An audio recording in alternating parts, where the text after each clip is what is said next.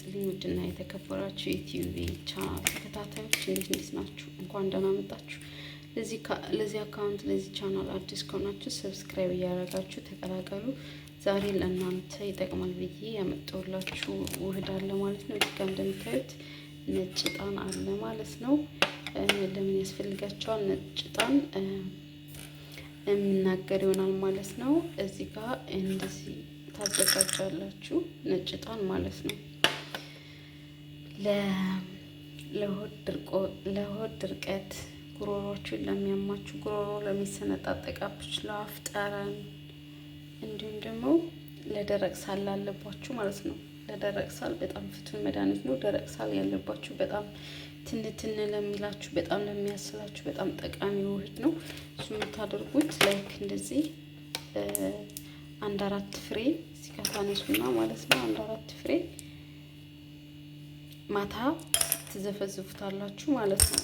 ማታ ትዘፈዝፉና ላይክ እንደዚህ በሃይላንድ ማለት ነው። ከዛም ጠዋት በማንኛውም ሰዓት መጠጣት።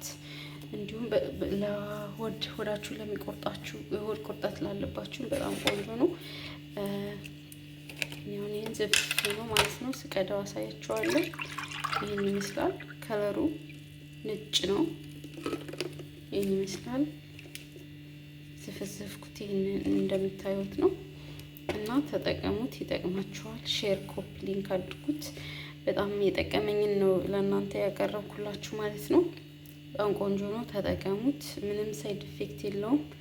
ያው እንዳልኳችሁ 4 ፍሬ ነው የተጠቀሙት። ማታ ዘፍዝፋችሁ ማደር፣ ከዛን ጠዋት ላይ በባዶ ሆድም ሆነ ምግብን በልታችሁም ሆነ መጠጣት መውሰድ ይቻላል ማለት ነው። በጣም ቆንጆ ነው።